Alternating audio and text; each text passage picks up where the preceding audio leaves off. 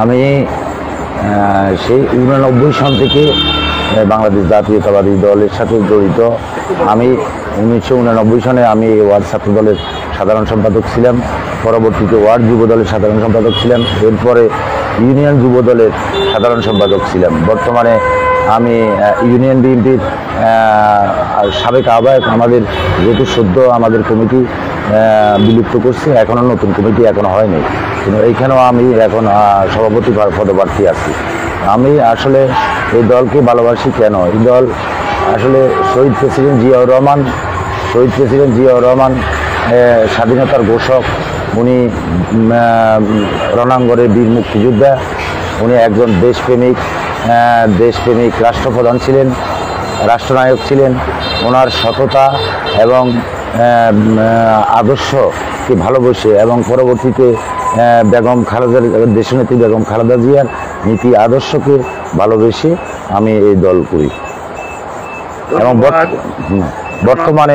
বর্তমানে আমাদের তারুণ্যের অহংকার, আগামী দিনের রাষ্ট্রনায়ক দেশনায়ক তারেক রহমানের দিক নির্দেশনায় আমরা বর্তমানে এই দল করতেছি। ধন্যবাদ জনাব নবী বাবুল। আপনি সঠিক রাজনীতি দলটুকু বাছাই নেওয়ার মতো যোগ্যতা অর্জন করতে পেরেছেন। স্বাধীনতার ঘোষক জিয়া,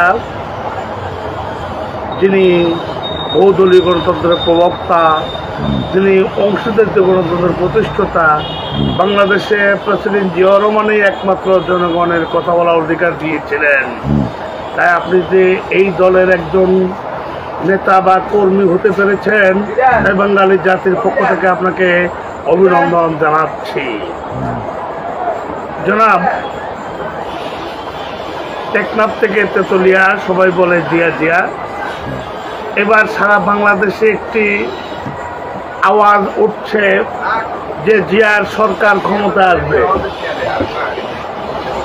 আপনি একজন প্রবীণ বিএনপি রাজনৈতিক নেতা হিসাবে আপনি নোয়াখালী 6 নং ইউনিয়নের বিএনপির সভাপতি হিসাবে আপনার ইউনিয়নে ধানের শীষ প্রতীককে বিজয় করার জন্য ছাত্রদল যুবদল বিএনপিকে কতটুকু সুসংগঠিত করতে পারছেন বলে মনে হচ্ছে?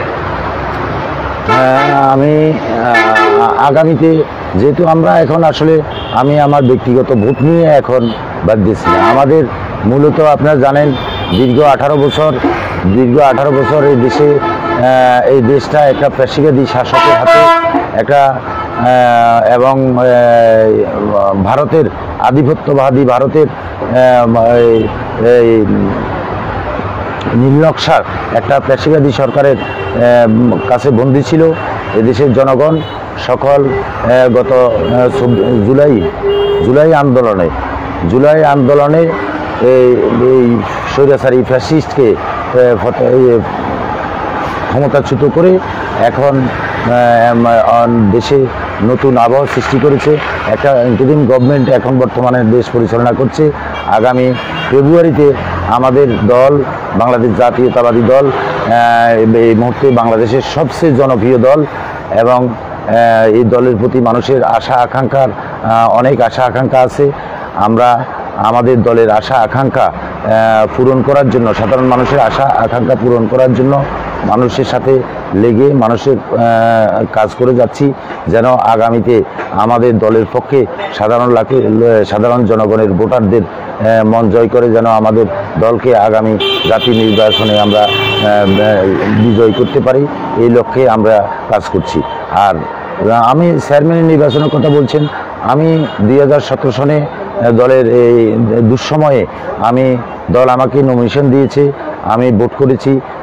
তখন জনগণ আপনি সম্ভবত ওই সময় আপনিও ছিলেন, আপনার অবগত আছেন ওই সময় কিভাবে আমাদের এই নোয়াখালী ইউনিয়ন বিএনপি অধ্যুষিত এলাকা, এইখানে আমাদের প্রতিপক্ষ তাদের সন্ত্রাসী কায়দায় আমাদের ভোট ছিনিয়ে নিয়ে তারা আমাকে পরাজিত করেছে। আমরা আগামীতে সেই থেকে আমি দলের সাথে লেগে আছি এবং পরবর্তীতে দলের দায়িত্বে আসছি ইউনিয়ন বিএনপির আহ্বায়ক হিসেবে। আমাদের দল নোয়াখালী ইউনিয়ন ইনশাল্লাহ আমাদের সকল অঙ্গ সংগঠন নিয়ে আমরা সুসংগঠিত আছে। আমরা আগামী জাতীয় নির্বাচন এবং ইউনিয়ন পরিষদের নির্বাচনে আমাদের দলকে বিজয়িত এবং দলের প্রার্থীকে বিজয়িত করার লক্ষ্যে আমরা আমাদের নেতাকর্মীরা সর্বাত্মক কাজ করে যাবে বলে আমি আশাবাদী। ধন্যবাদ জনাব নবী বাবুল। আপনি যে হাজারো নির্যাতিত নিপীড়িত হওয়ার পরও আপনি যে শহীদ জিয়ার আদর্শকে হৃদয়ে লালন করে রাজপথে লড়াকু সরে আজও লড়ে যাচ্ছেন, তাই বাঙালি জাতি জাতীয়তাবাদী চেতনার শক্তি আপনার প্রতি কৃতজ্ঞতা অর্পণ করেছে। জনাব, আপনার দল যদি নির্বাচিত হয়, বাংলাদেশে আওয়ামী লীগের যারা আপনাদের বিজয় ছিনিয়ে নিয়েছে, এই নোয়াখালী ইউনিয়নের জনগণের অধিকার ছিনিয়ে নিয়েছে, সারা বাংলাদেশের জনগণের অধিকার ছিনিয়ে নিয়েছে, তাদের সমর্থক ভোটার কর্মীরা তো আজও আছে এবং আপনার সাথে নির্বাচনে হয়তো আপনার প্রতিদ্বন্দ্বী অনেকে প্রার্থী হতে পারেন। বেশিরভাগ ভোটে জনগণ যখন আপনাকে ভোট দেবে তখনই তো আপনি নির্বাচিত, তাই না? কিন্তু কম ভাগ জনগণ তো বিভিন্ন লোকের ভোট দেবে। আপনি নির্বাচিত হলে আপনার সেই যারা আপনাদেরকে কষ্ট দিয়েছে বা অত্যাচার করেছে, অধিকার ছিনিয়ে নিয়েছে, বা যারা আপনার প্রতিদ্বন্দ্বী থাকবে, আপনি তাদেরকে কোন আপনি আসলে আমরা যে দল করি, আমরা যে দলের আদর্শে বিএনপি করি, আমাদের দল উদার গণতান্ত্রিক দল। আমাদের আপনি দেখেছেন আমাদের দল এই গত 18 বছর আওয়ামী ফ্যাসিস্টরা আমাদের দলের নেতাকর্মীদের উপরে অত্যাচারে স্টিম রোলার চালিয়েছে।